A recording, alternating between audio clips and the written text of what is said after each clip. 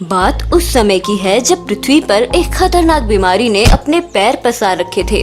चारों तरफ अफरा तफरी मची थी। लोगों के दिलों में उस बीमारी को लेकर दहशत बैठ गई थी। वहीं दूसरी तरफ कैलाश पर्वत पर बैठे गणेश भगवान ये सब देख रहे होते हैं। तभी उनसे मिलने देवऋषि नारद आते हैं। नारायण नारायण। हाँ, क्या सोच रहे हैं प्रभु? पृथ्वी पर कोरोना नाम की जानलेवा बीमारी फैल गई है। आप ठीक कहते हैं देवऋषि नारद। पृथ्वीवासियों पर बड़ा संकट आ गया है। संकट कैसा प्रभु? ये तो लोगों की परीक्षा की घड़ी है। अगर सभी लोग एक दूसरे से उचित दूरी बनाकर रहेंगे, अपने चेहरे पर मास्क लगाएंगे और साथ ही साथ बार बार अपने हाथों को सैनिटाइज करते रहेंगे, तो फिर ये कोरोना नाम की बीमारी उनका कुछ नहीं बिगाड़ पाएगी प्रभु। नारायण नारायण। तुम ठीक कहते हो नारद, क्योंकि इलाज से बेहतर बचाव है। हाँ प्रभु। अच्छा, अब मैं चलता हूँ।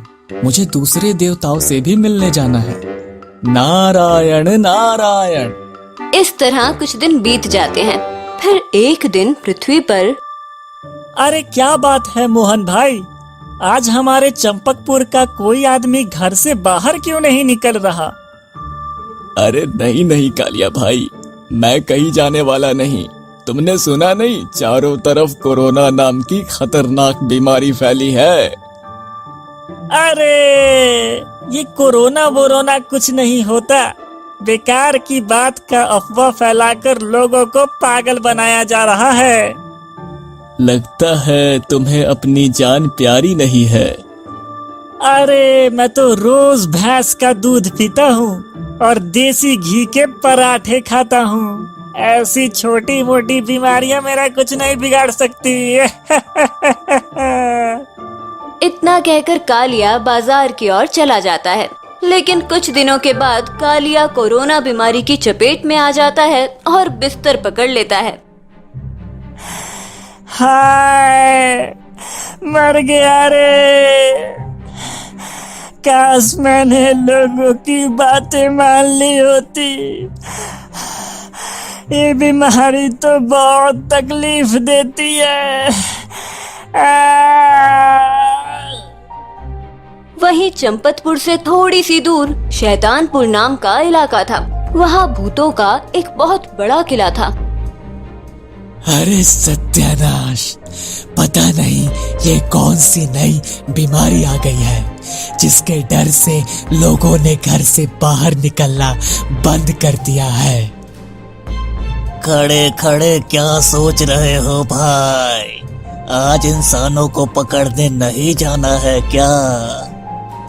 अरे क्या बताऊं भाई, जब से ये कोरोना नाम की बीमारी आई है तब से मैं बहुत परेशान हो गया हूँ। पहले तो इंसान मुझे आसानी से मिल जाते थे और मैं उन्हें पकड़कर किले में ले जाता था, लेकिन अब तो दूर दूर तक कोई इंसान दिखाई नहीं देता। तुम तो जानते हो कि हमारे भूत राजा को रोज इंसानों का ताजा मांस खाना पसंद करते हैं।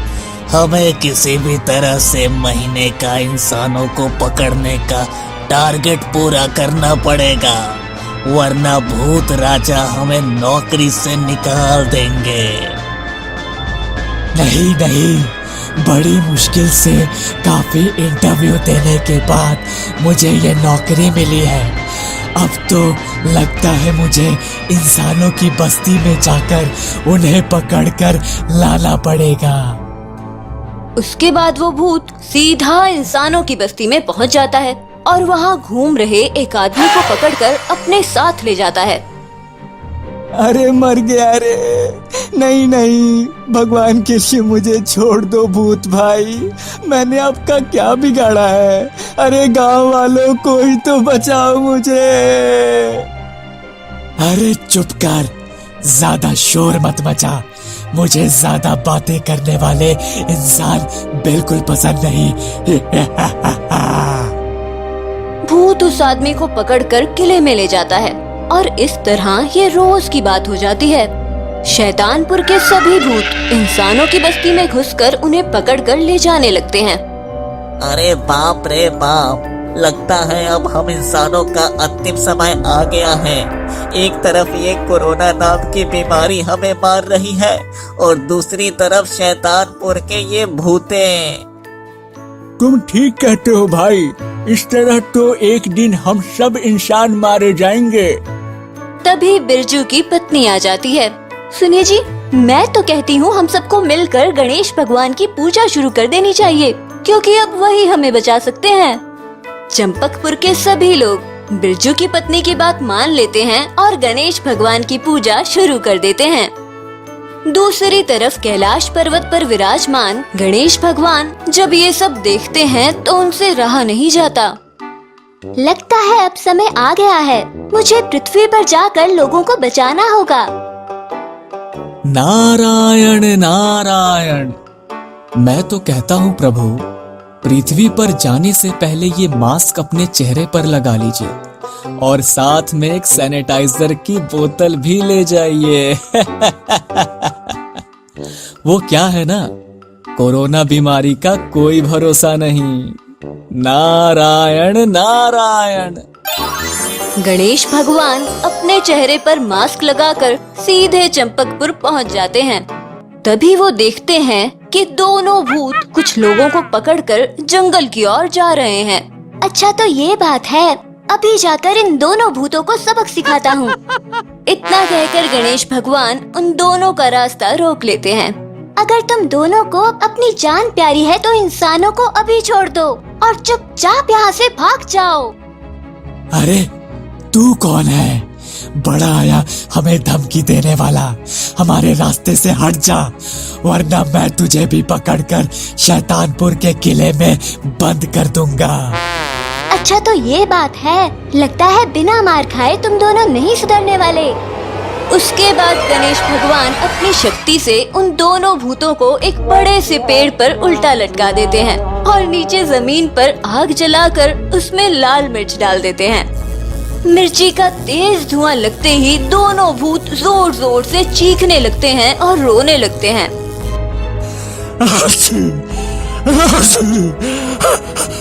अरे मर गया रे। इस लाल मिर्च के धुएं ने तो मेरी नानी याद दिला दी। हमें माफ कर दो, हमसे गलती हो गई, अब हमें छोड़ दो। कसम से कहते हैं दोबारा किसी इंसान को नहीं सताएंगे।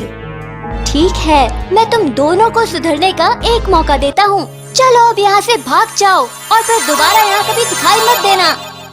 फिर गणेश भगवान सभी लोगों को कोरोना से बचने के लिए मास्क और ढेर सारी सैनिटाइजर की बोतल देकर वहाँ से चले जाते हैं। कुछ समय बाद धीरे धीरे कोरोना नाम की बीमारी खत्म होने लगती है और लोग फिर से पहले की तरह सामान्य जिंदगी जीने लगते हैं।